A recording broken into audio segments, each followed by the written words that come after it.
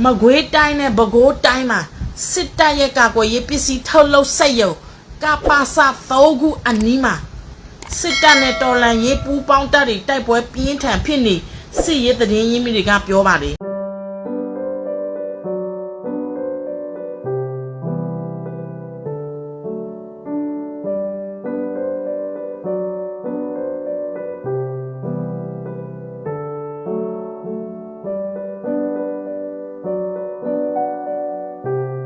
ပဲခူးတိုင်းကနော်ပဲခူးတိုင်းကပဒေါင်းမြို့နယ်အခြေဆိုင်ကပါစာ6မကွေးတိုင်းငဖဲမြို့နယ်ကကပါစာ14နဲ့ပေါက်မြို့နယ်ဟိုခုနတော့ကပါစာ14တမိုင်ပဲလို့တယ်အခု3နေရဆိုတော့ပြည်သူတို့ရေစဉ်းစားကြည့်နော်မကြခင်ကျွန်တော်တို့သတင်းကောင်းကြားရမယ်ကပါစာ6နော်မကွေးတိုင်းငဖဲမြို့နယ်ကပါစာ14နဲ့ပေါက်မြို့နယ်ကပါစာ4ဗလဲ24တွေမှာအနီးကတိုက်ပွဲတွေဖြစ်နေတာလို့စုံစမ်းသိရှိရပါတယ်အခုစိုက်ဝါသတင်းတွေကျမတို့ကြားရတယ်နော်ပေါက်ကိုတော်ကိစ္စနဲ့ပတ်သက်ပြီးတော့သူကကျမတို့ထိုင်းနိုင်ငံမှာထိုင်းနိုင်ငံကနော်ထောက်ပို့တွေအလုတ်သမားတွေကိုဗလဲဒုက္ခပေးဖို့ပေါက်ကိုတော်ကဗလဲဖန်တီးနေပြီးပေါ့အခုသူတို့လုပ်ငန်းတွေစနေပပညာပြောအဲ့ဒါတွေဟာလေသူတို့စိုက်ဝါသတင်းတွေဂျင်းထဲတာကျမတို့ကြောက်စရာဘာမှမလိုဒီနိုင်ငံရဲ့ဥပဒေကိုကျမတို့လိုက်နာနေရင်ဥပဒေအတိုင်းကိုမှလည်းတထေးရှိတယ်ကိုမှလည်းဒီဥပဒေကိုဗလဲမချိုးဖောက်ဘူးဆိုရင်လေဘယ်သူဘာမှလုပ်လို့မရဘူးဥပဒေနိုင်ငံမအေးလို့နိုင်ငံမဟုတ်ဘူးเนาะမအေးလို့နိုင်ငံလိုမျိုးလှုပ်ချင်တယ်လို့လှုပ်လို့မရဘူးအဲကြောင့်မို့เนาะဒီပေါက်ကိုတော်ရဲ့ချိန်ချောင်းတဲ့ဒီ lobby နော်ဒီ lobby တွေကိုမယုံပါနဲ့ဒီ lobby တွေရဲ့စကားကိုမယုံပါနဲ့သူတို့ကဂျင်းထည့်ပြီးတော့ကျမတို့ပြည်သူလူထုကိုချိန်ချောက်နေတာကြောက်စရာဘာမှမရှိဘူးအခုလက်မအတောက်ထားမရှိတဲ့လူတွေကိုတော့မှအခုနော်ပန်းရောင်ကတင်ဖို့သူတို့ပြောနေပြီလေဒါဆိုရင်သူတို့ကိုဘာမှကြောက်စရာမလိုဘူးနော်သူတို့ရဲ့ဥပဒေဘောင်အတွင်းမှာပဲကျမတို့နေလို့ရှိရင်ဘယ်သူဘာမှလုပ်လို့မရဘူးเนาะအဲ့ဒါကိုဒီပေါက်ကိုတော့ကဒီနှခမ်းမွေးနဲ့ပေါင်းပြီးတော့ကျမတို့ထောက်ပို့တွေကိုဗာလဲနေမဲ့ဘာညာပြောတယ်အဲ့ဒါတွေကစိုက်ွားတယ်မယုံကြည်နဲ့เนาะကဲကပ္ပစာ6 14နဲ့24မှာချနေကြတာ6နဲ့14နားမှာတိုက်ပွဲဟာတော်တော်ပြင်းထန်ပြီးစစ်တပ်ကလည်းအင်အားထောင်ချီသုံးပြီးလေချောင်းပြစ်ကူနဲ့ခုခံနေကြပါတယ်ဝိုင်းပြီးတော့ဆုတောင်းပေးကြပါကျမတို့ရဲ့တော်လန်ရေးเนาะတရားသောစစ်ကိုဆင်နွှဲနေတဲ့ကျမတို့ရဲ့တော်လန်ရေးတပ်ပေါင်းစုတွေလက်ရှိเนาะဒီမကွေးတိုင်းပဲခူးတိုင်းအေရဝတီတိုင်းဒီကပ္ပစစိတ်ရုပ်တွေကိုပူးပေါင်းတိုက်နေတဲ့ကျမတို့ရဲ့တပ်ပေါင်းစုတွေเนาะတိုက်ပွဲတိုင်းအောင်မြင်ပါစေပြီးတော့เนาะစိတ်မိတ်စာကိုလည်းလွယ်ကူအမြန်ဆုံးအောင်မြင်စွာတိုက်ထုတ်နိုင်ပါစေဆုတောင်းပေးကြပါเนาะပေါက်မြို့အခြေစိုက်ကပ္ပစ24အနီးမှာတိုက်ပွဲတွေဖြစ်နေပေမဲ့အသေးစိတ်ပြောကြားလိုခြင်းမရှိသေးဘူးလို့ဒေသကာကွယ်ရေးတပ်ဖွဲ့အချို့ကဆိုပါတယ်အေနဲ့မဟာမိတ်တော်လန်ရေးတပ်တွေကတော့ကပ္ပစ6နဲ့14အနီးပတ်ဝန်းကျင်အန်ပဒန်းလန်နဲ့ငဖဲမြို့နယ်တဲကနတ်ရီကံဗျူဟာပတ်ဝန်းကျင်တောင်ကုတ်ပဒေါင်းလမ်းပိုင်းကလေသာတောင်စခန်းနဲ့ညောင်ကျိုးစခန်းပတ်ဝန်းကျင်တွေမှာ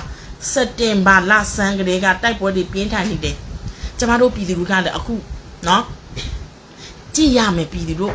ဒီຫນွေဥတော်လန်ရေးမှာဖြာခင်းတဲ့အဖွဲကိုနေရမပေးမိစီနဲ့တကယ်လှုပ်တကယ်တိုက်တကယ်တော်လန်နေတဲ့ခေါင်းဆောင်ခေါင်းเนาะအရေးချင်းရှိတဲ့ခေါင်းဆောင်ခေါင်းကိုကျမတို့အခုကြည့်ရမယ်အဲ့ဒီခေါင်းဆောင်ကပြည်ထောင်စုနော်ပြည်ထောင်စုခေါင်းဆောင်ဖြစ်ရမယ်အခုအေးနော်ကျမတို့မှာကြည့်ရမယ်အေးရှိမယ် KIA ရှိမယ်ကရင်နီရှိမယ်ချင်းရှိမယ်နော်ပြီးတော့ကျမတို့ရဲ့ဒီ PDF ခေါင်းဆောင်တွေရှိမယ်ဒီအညာဒေသကခေါင်းဆောင်တွေအများကြီးရှိတာပေါ့နော်အဲ့ဒီလူရှိမယ်ဘယ်သူကအဲ့ဒီအားလုံးထဲမှာဒါကျမတို့ပြည်သူတွေရဲ့တာဝန်နော်အဲ့ဒီအားလုံးထဲမှာပြည်ထောင်စုခေါင်းဆောင်ရဲ့ယာဒူးနဲ့အထိုက်တန်ဆုံးခေါင်းဆောင်တယောက်ကိုကျမတို့ယူရမယ် ကျမတို့ပြည်သူတွေရေးရမယ်နော်အခုတည်းကကြည်ထားကြပါ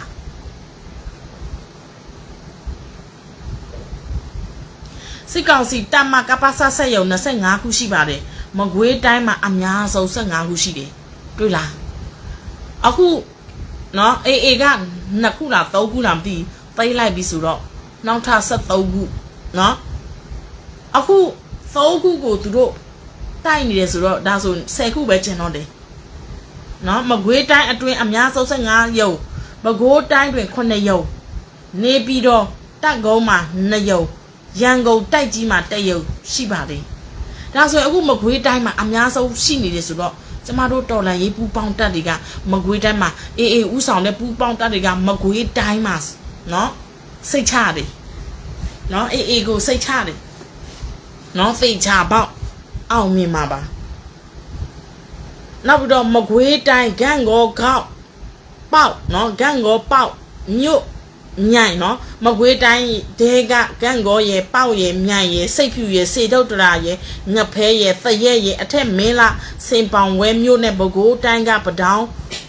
ပေါက်ခေါင်းမြို့နယ်တွေမှာကပါစာဆက်ရုပ်ပေါင်း22ခုထိရှိနေတယ်လူလူကသိရွက်နဲ့တူတယ်လက်နဲ့ကန်ကစူးနဲ့တူတယ်သိရွက်ကစူးပေါ်ကြတယ်သိရွက်ပဲပေါက်မယ်ဟုတ်တယ်ကဲလက်ရှိတိုက်ပွဲနဲ့ပတ်သက်လို့အေရဲ့မဟာမိတ်တပ်တွေနဲ့နီးစပ်သူတဦးကနတ်ရီကန်ရောကပါစာ6နဲ့14ရောအခြေအနေကောင်းတယ်လို့ပြောပါတယ်တိလာပြီတို့အဲကြောင့်အဓိကနဲ့တာမညကိုခွဲကြပါကရင်လူလူတွေကိုကျွန်မအမြင်ပြောချင်တာကကျွန်မတို့ကရင်လူလူတွေရဲ့တိုက်ခါမကြစီနဲ့သူညာအပြောကိုမခံစီနဲ့ကရင်လက်နဲ့ကန်ဆောက်သုံးမကြလားထားလိုက်နော်ဒါသူတို့အပိုင်းသူတို့သမိုင်းကျွန်မတို့ကရင်လူလူတွေဖိတ်ခါမကြစီနဲ့မျက်နှာမငယ်စီနဲ့တနေ့ကျရင်ကရင်လူလူတွေကြည်ဟန်နော်သူတို့နဲ့မာဖီးယားကိုအားပေးနော်ကရင်လက်နဲ့ကန်ဆောက်သုံးမကြတဲ့ကရင်လက်နဲ့ကန်ကိုအားပေးပြီးတော့နော်လူမျိုးရေးခွဲခြားနေလို့နော်ပြီးတော့ဗလဲအမျိုးသားရေးအစွန်းရောက်နေလို့ဘာညာအဲ့လိုမျိုးအပြောခံနေတဲ့ခံရတဲ့အဖြစ်ကိုမဖြစ်ရအောင်ကျမတို့အခုဘူးပေါင်းတာအခုတကယ်တိုက်နေတဲ့တကယ်ကိုနော်ပြပြသားတိုက်နေပြီးတော့ကိုပါဝင်မဲ့ရန်ကုန်ကိုပါဝင်မဲ့မန္တလေးကိုပါဝင်မဲ့နော်မကွေးပဲခူးအေရဝတီစကိုင်းအဲ့နေရာကိုနော်နေပြီးတော့ကိုဖြိုမဲ့အဖွဲ့အစည်းတွေကိုကျမတို့ဦးစားပေးပြီးတော့ဟောက်ပန့်ရမယ်မျက်နှာအငယ်မခံတဲ့ကရင်လူထုနော်ကရင်လူထုတွေမျက်နှာအငယ်မခံတဲ့အခုကရင်ပြည်နယ်မှာဘာမှကျမတို့နော်ထောက်ပန့်စရာအကြောင်းမရှိဘူးအရေးလည်းမကြည့်ဘူးကရင်ပြည်နယ်မှာဘာမှအရေးမကြည့်ဘူးနော်ကရင်ပြည်နယ်မှာသူတို့တိုက်လို့ဘလောက်ပဲတက်နော်ကရင်ပြည်နယ်တစ်ခုလုံးလွတ်မြောက်ရတော့မှပြည်နယ်ပြည်မမလွတ်မြောက်ရင်လောကမလွတ်မြောက်ဘူးအဲကြောင့်မို့နော်အဓိကနဲ့တာမညကိုခွဲခြားစေခြင်းလေငဖဲမျိုးနယ်မှာရှိတဲ့နတ်ရီကန်ဗျူဟာကာကင်းဗျူဟာအရကာကင်းစခန်းတွေကိုလည်းအိန္ဒိယမဟာမိတ်တပ်တွေကစစ်ရေးအစိမ်မြင့်တိုက်ခိုက်နေပြီးစက်တင်ဘာလနောက်ပိုင်းမှာကာကင်းစခန်းတစ်ခုနဲ့အော်တိုဘာလ10ရက်နေ့မှာနောက်ကာကင်းစခန်းတစ်ခုကိုထပ်မံသိမ်းယူနိုင်ခဲ့တယ်လို့သတင်းရရှိတယ်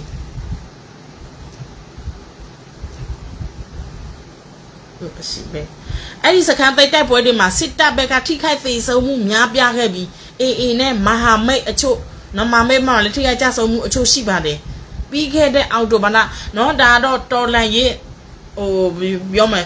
တိုက်ပွဲဆိုတော့တစ်ဖက်နဲ့တစ်ဖက်အကြဆုံးတော့ရှိမှာပဲဒါပေမဲ့ကျမတို့ဘက်က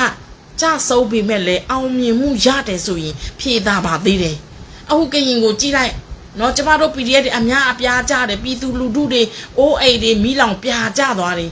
PDF တွေကြဆုံးရတယ်ပြည်သူလူထုတွေသေကြေရတယ်ဘာတစ်ခုမှမဖြစ်လာဘူးမတန်ဘူးနော်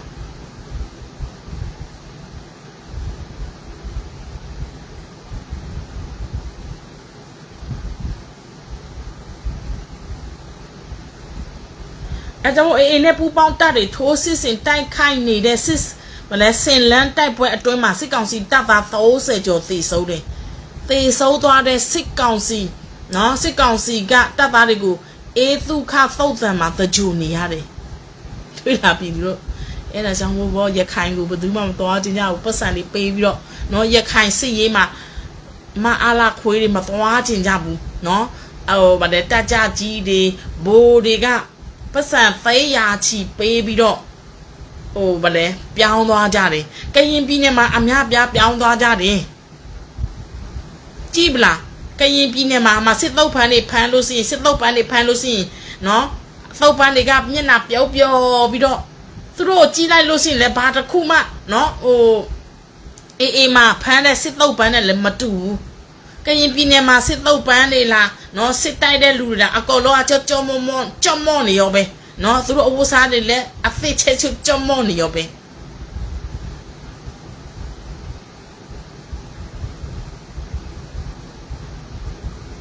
စစ်ကောင်စီတပ်ဟာအာရကန်တပ်တော်အေနဲ့ပူပေါင်းမဟာမိတ်တပ်တွေသိမ်းပိုက်ထိန်းချုပ်ထားတဲ့ညောင်ကျိုးဘက်အချမ်းကိုထိုးစစ်ဆင်ဖို့အတွက်စင်လန်ကျေးရွာနဲ့အုတ်ချစ်ပင်မြို့နယ်အကြားရှိ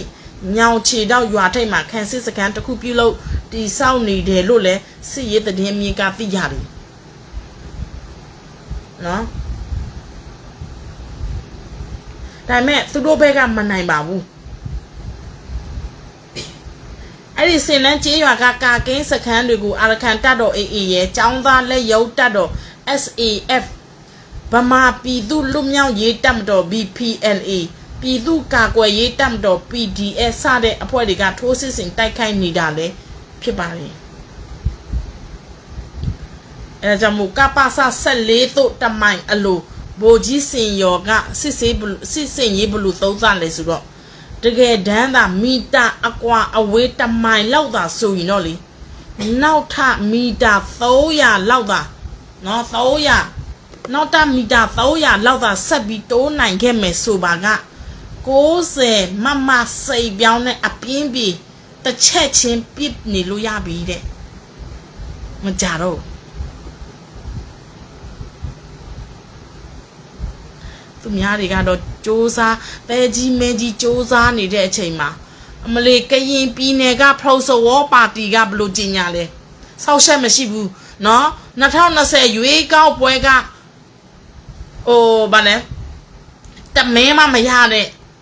နော်တမဲမရတဲ့အရှုံးပါတီကအခုကရင်ပြည်နယ်မှာတဲ့နေရာတိုင်းမှာဝင်ပြိုင်မဲတဲ့အဲ့ဒီဖရိုဆိုဝေါ်ပါတီကပရိုဆိုဝေါ်ပါတီကမောင်ချစ်သူဗလဲမောင်ချစ်သူမွေးထားတဲ့ပါတီဟို2020ရွေးကောက်ပွဲတော့ကလိုက်စီရုပ်တယ်လိုက်ဆွေးနွေးတယ်လိုက်ပြီးတော့အဲ့ဒါမောင်ချစ်သူအနောက်ကနေငွေနဲ့နော်ထောက်ပံ့ပြီးတာအဲ့ဒီပရိုဆိုဝေါ်ပါတီကနော်အဲ့ဒီ2020ရွေးကောက်ပွဲတော့ကလေပြည်သူတွေကိုလိုက်ပြီးတော့ငါတို့ကရင်ဆိုရင်ကရင်ပဲပြရမယ်ကရင်ကိုပဲပြရမယ်သူတို့ရှုံးတော့ဗာပြောတယ်ကရင်တွေကကိုလူမျိုးကိုမချစ်ဘူးကိုလူမျိုးကိုသစ္စာမရှိဘူးလူမျိုးပေါ်မချစ်ဘူးတဲ့ပြည်သူလူထုကိုအပြစ်တင်တယ်ပြည်သူလူထုကမင်းတို့ကိုဘယ်လိုလုပ်ယုံမလဲမင်းတို့ကပြည်သူပေါ်မှာနော်မေတ္တာမရှိတာမေတ္တာဆိုတာလေရောင်ပြန်ဟတယ်နေဗတဲ့မင်းတို့ကပြည်သူပေါ်မေတ္တာထားရင်ပြည်သူကလည်းမင်းတို့ပေါ်မေတ္တာထားမှာပေါ့အခုနော်ပရိုဆိုဝေါ်တဲ့နေရာတိုင်းမှာဝင်ပြိုင်မယ်ကရင်ပြည်နယ်စီမဲဆန္ဒနဲ့အားလုံးတွေဝင်ပြိုင်မယ်လို့ပရိုဆိုဝေါ်ဒီမိုကရက်တစ်ပါတီပြောတယ်ဆောက်ဆက်မရှိဘူးနော်အာနာသိစီအုပ်စုကျင်းပမဲ့2025ခုနှစ်အထွေထွေရွေးကောက်ပွဲမှာကရင်ပြည်နယ်ရှိမဲဆန္ဒနဲ့မင်းတို့သတိရှိလို့ရှိရင် BGF တွေကိုနော် BGF တွေကိုမင်းတို့လက်နဲ့နော်ကိုဘယ်လိုပြောလဲ body ကမလုတ်ခိုင်းနဲ့ဒီ BGF တွေကိုဖယ်ပြီးတော့မင်းတို့ဘယ်လိုပြောမလဲနော်မဲဆွဲရေးလားမရဲဘူးနော်ဆောက်ဆက်မရှိတဲ့ပရိုဆိုဝေါ်ပါတီကရင်ပါတီပရိုဆိုဝေါ်ပါတီ2020တော့ကမဲတမဲမရဘူးဆောက်ဆက်မရှိဘူးမအေးလို့မင်းအွန်လိုင်းနဲ့ပေါင်းပြီးတော့ကျမပြောမယ်နော်ဒီအမေစုဗလဲ NLD အစိုးရကိုအာဏာသိမ်းခိုင်းတဲ့အထဲမှာဒီပရိုဆိုဝေါ်ပါတီပါတယ်ပရိုဆိုဝေါ်ပါတီကမောင်ချစ်သူမွေးထားတဲ့ပရိုဆိုဝေါ်ပါတီမာဖီးယားဂိုင်းချုပ်ဒါကြောင့်မို့နေရာတိုင်းမှာသူဝင်ပြိုင်ပြီးတော့ကရင်ပြည်နယ်မှာနော်မအားလာအုပ်ချုပ်ရင်းနဲ့နော်ဝင်ဖို့အတွက်မအားလာအုပ်ချုပ်ရင်းနဲ့လှုပ်ဖို့ အဲ့ဒီ Proso War Party ကစ조사နေတာလေအခုစောက်ဆက်မရှိတဲ့ပါတီ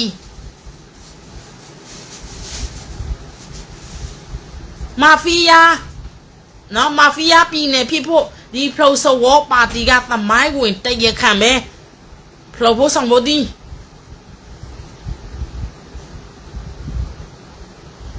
တိုင်းရင်းသားရေးရဝန်ကြီးနေရအပါဝင်တဲ့မဲဆန္ဒနဲ့36နေရရှိတဲ့ကရင်ပြည်နယ်မှာမွန်တိုင်းရင်းသားရေးရဝန်ကြီးနဲ့ပအိုးတိုင်းရင်းသားရေးရဝန်ကြီးနေရမှလွဲ၍ကျန်တဲ့မဲဆန္ဒနဲ့အားလုံးဝင်ပြိုင်သွားမယ်လို့ Proso War Party ကစောက်ရှက်မရှိကြေညာသွားတယ် Proso War လို့မမင်းနဲ့မအားလားဆို War လို့မင်းလိုက်နော်မေလို့မင်းအောင်နိုင်ကိုဖင်ခံနေတဲ့နော်ဖလော်ပါတီလို့ပဲမဲ့လိုက်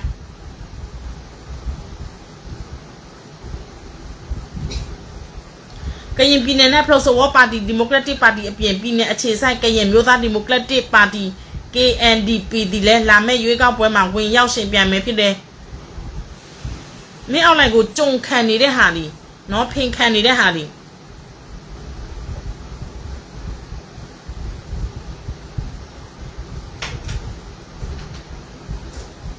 ခင်များတို့ Proser Klein Pro War တဲ့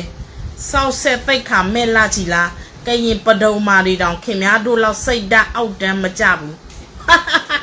ဆဲတဲ့လူတွေပဲဒါပြည်သူလူထုတွေရဲ့ဆန္ဒတွေနော်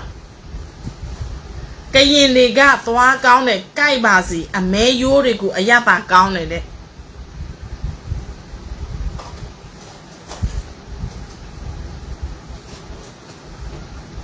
တွေ့လားဘယ်ကရင်မှမထောက်ခံဘူးစောက်ဆက်မရှိတဲ့ Proso War Party မအားလာပါတီမအားလာကိုဖင်ခံတဲ့ Proso War Party နော်ကရင်လူမျိုးတစ်ခုလောကရင်လူမျိုးကိုစိတ်ခါချတဲ့ပါတီ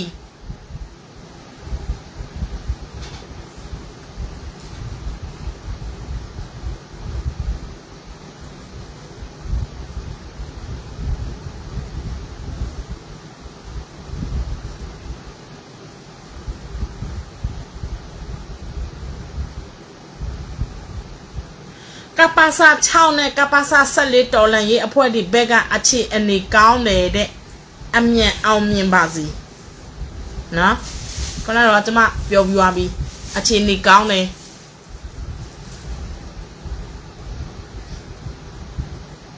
โอ้နော်ကပါစာဒါဘုသူတက်ရဖို့နော်ကပါစာ6 DI 6တဲ့အမ6ကကွယ်ရေးပစ္စည်းဆက်ရုပ်ကပါစာ6ဒီဘကိုးတိုင်းပဒေါင်းမြို့နယ်ညောင်ချေတောက်ကျေးရွာမှာတည်ရှိပြီးဧက3000ကျော်ကျယ်ဝန်း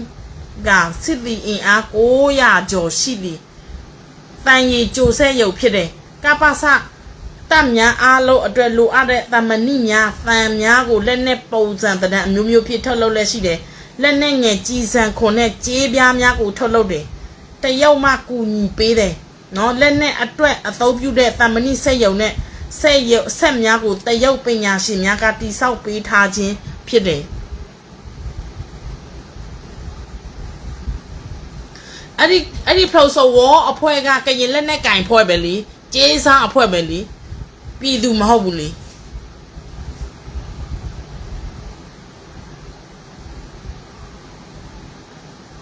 အခုနော်ကပ္ပစဆက်ရုပ်ထဲမှာနောက်ဆုံးအဆင့်စကားတင်ပြီးအသင့်3ရန်တွေကိုကပ္ပစ9ကမြိုင်ကနေထုတ်ပါတယ်ကပ္ပစထုတ်ရန်ဟာပထမအဆင့်မှာ A0 site စကူလို့အချလိုက်ကြီးရလာတာဖြစ်ပါတယ်ဘာနဲ့နည်းနည်းစင်လဲဆိုရင်ဂျင်းစည်းပြားနဲ့တူပါတယ်ဂျင်းစည်းပြားနဲ့တူပါတယ်အဲ့ဒီအချလိုက်ကြီးကိုအသေးငယ်ဆုံးအစိတ်ပိုင်းလေးတွေရအောင်နော်ဒါတော့သူတို့ရဲ့ပစ္စည်းနဲ့ကျွန်မမဖတ်တော့နော်သူတို့ပစ္စည်းနဲ့ပတ်သက်တဲ့အကြောင်းအရာတွေ